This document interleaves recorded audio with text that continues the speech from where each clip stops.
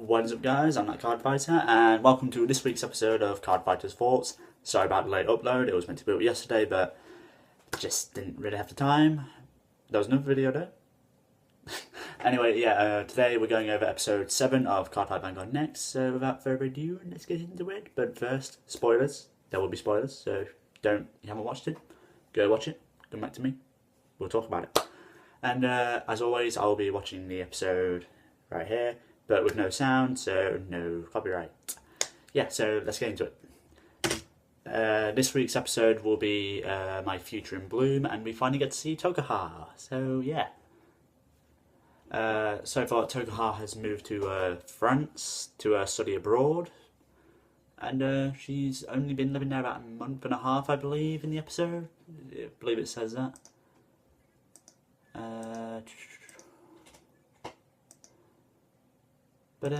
Yeah.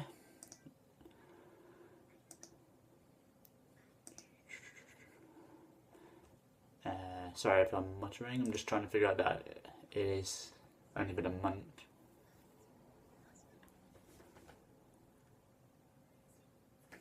But yeah, anyway, the art style has changed again for the better, because last week's episode was just, it was all over the place and I did not like it. But they've gone back to like the original art style, so that's good. It wasn't like a full-on art change, so yeah, that's good.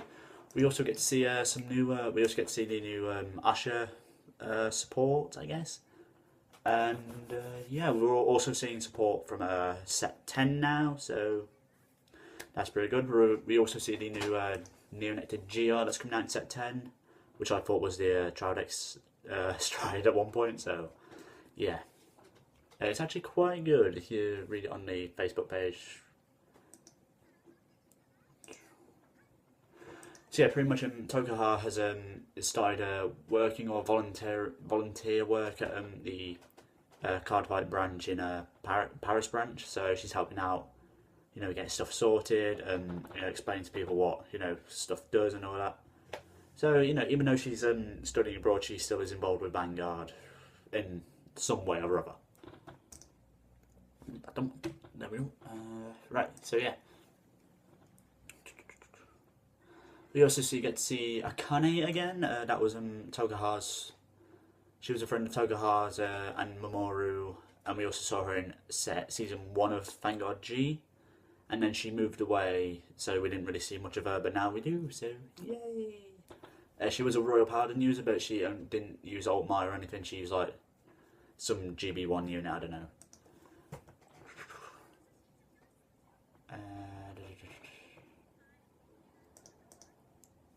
Yeah. Oh, we also see a fight. We also get to see Jaime. Like his Japanese version of his name is Jaime, and his English version is Jamie. He's the G version Aquaforce user. He uses Favus, which is getting new support in set 10, which is set 9, which is ridiculous. But yeah, here we get to see him fighting a Grand Blue user. And here we get to see the new Favus stride, which is one of the GRs in set 9. And can gain 5,000 power for every time one of your units attacked. So I think that's what Aquaforce does, multiple attacks. So by the time you attack Vanguard, you probably already attacked like 4 times. So that's instant 20k, which is just... And you can't go up a grade 1 or higher, so yeah, fun.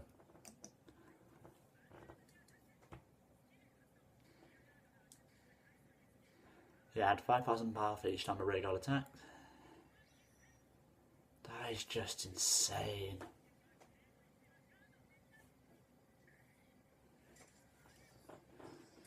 So yeah, Aquaforce is going to be ridiculous now, and he's invited Tokoha to dinner with which we also see a new character called Miguel, who is a Neonectar user, same as Tokoha, but he uses the Musketeers. So just the mean, but just down a bit. So yeah, Musketeers are getting new support, and they also get like a stride break unit, I believe, or whenever. Yeah, sorry about that. So yeah, Musketeers are getting actually really good support in this set. So yeah, and I like Miguel's character because he's sort of he's a nice guy. He's also really clumsy, so I like that.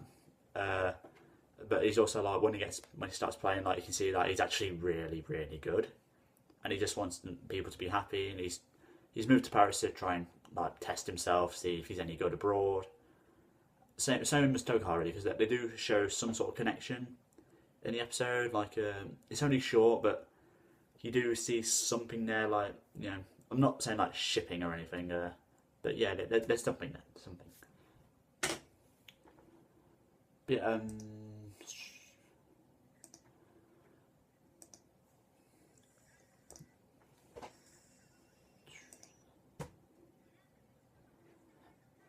right, yeah, but so here we see the new Neo Nexus Stride in set 10, and I believe it is, what's its name?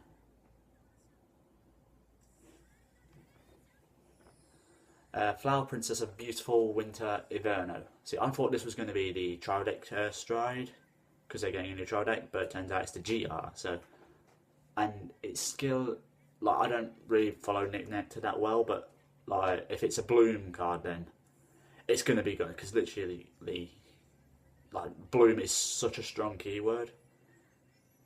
It's just ridiculous. But if you want to look at the skill, it will be on the,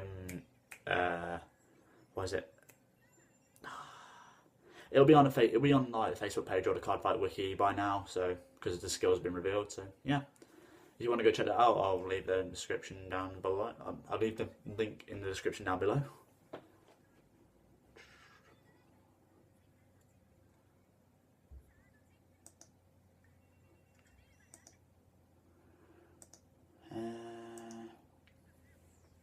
Yeah, so here we get to see the new Musketeer Stride, which is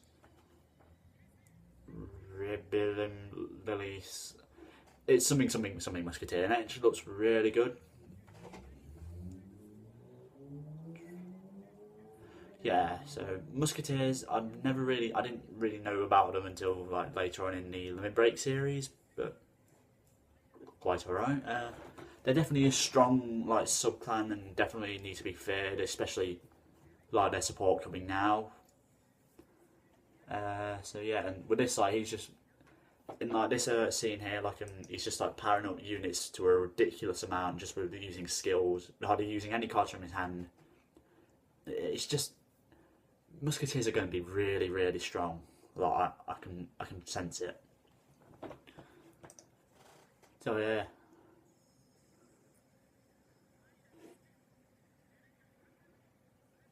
Yeah, so the new Musketeer Stride can add 10,000 power to 2 Musketeer units, so that's pretty good. Like just the fact like power by 20k, you can add 20k to a column.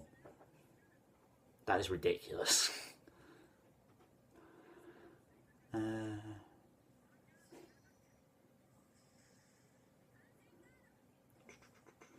Sorry if I'm not really talking that much. I'm just trying to look at the episode.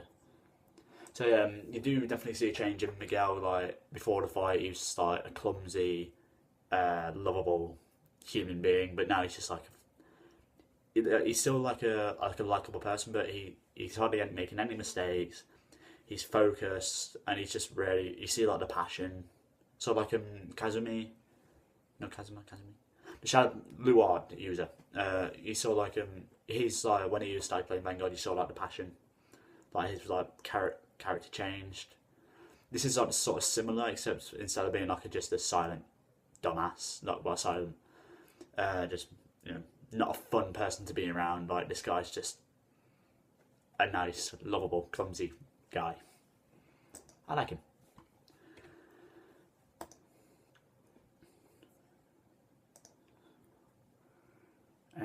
Come on, load. And Tokoha ends up losing. So that proves that Miguel's strong, because Tokoha was a generation master. So yeah. And then here we just see like Miguel just helping out at the beginner class that Tokoha was volunteering for to help out in, and you just see that he's really passionate about helping other people, and what's the word? I can't really put it into words, but like he's just one of those people that wouldn't hesitate to help someone, if that makes any sense. So yeah.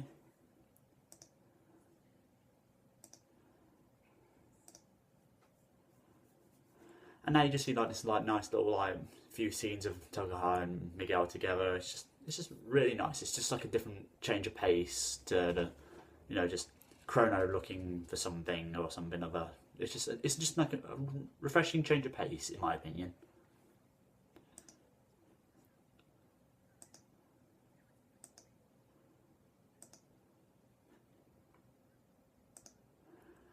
And this part kind of confuses me because like here we see Miguel in his room and he's got like the Neo Nectar clan symbol on his hand here and it's glowing. Now I don't know if that means he's from Cray or anything, or it just seems like they don't really explain anything about it like in this episode, but I'm guessing they will do eventually. I believe Yu-Gi-Oh did something like that, like they had like a symbol on the hand, and I don't know, like and here we see him like talking to someone, which I'm not really, it doesn't really see anything, but yeah, they do emphasize, they do like put a lot of focus on the symbol on his hand in that scene, so that obviously means something. It's just we don't know what it is yet. But hey, maybe as the series goes along, we'll actually find out. And this part actually kind of upsets me because Miguel was just like walking down the street. He gets offered a bunch of free fruit, and yeah, and this is the last we see of Miguel so far, and I don't think we're going to see much of him.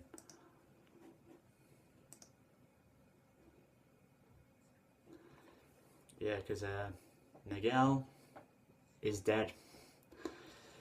Now, like, that's what Jamie has just said. I don't actually believe Miguel's dead, because it's Vanguard, and right now I kind of don't believe it in a way, because they have showed someone dying before, like Ryuzu, but he was brought back to life technically as like a younger version of himself. So technically, no one has actually died yet in Vanguard.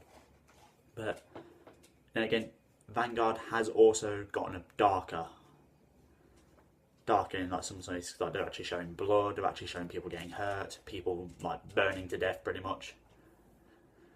So who knows, maybe Miguel's dead, but I also don't think he's dead because of like the symbol. Like they wouldn't just kill someone off in a card anime, but especially when they've got like something like that in the hand, because that obviously does mean something.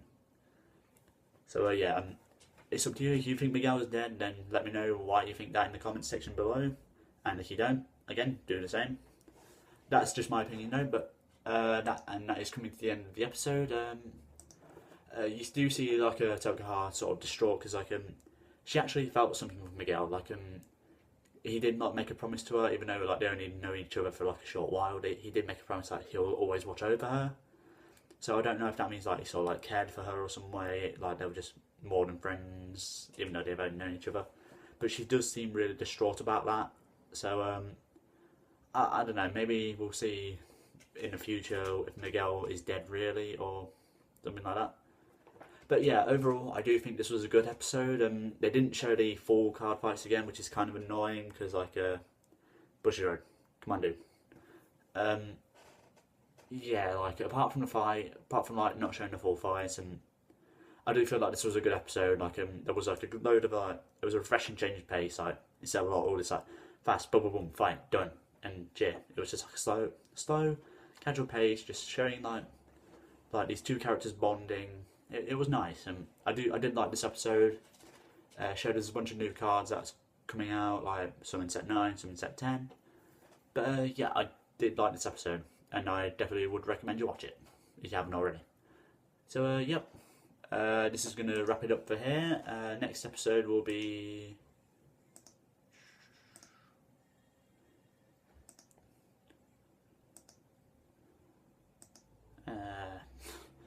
God damn it.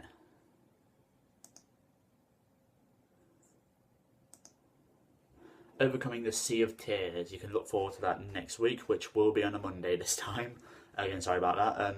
If you haven't already seen it, I have done a Gear Chronicle trial deck opening on my next video. I'll leave that in the description below. So don't forget to like, comment, subscribe. Let me know what you think of the video, and I'll catch you next time. Bye!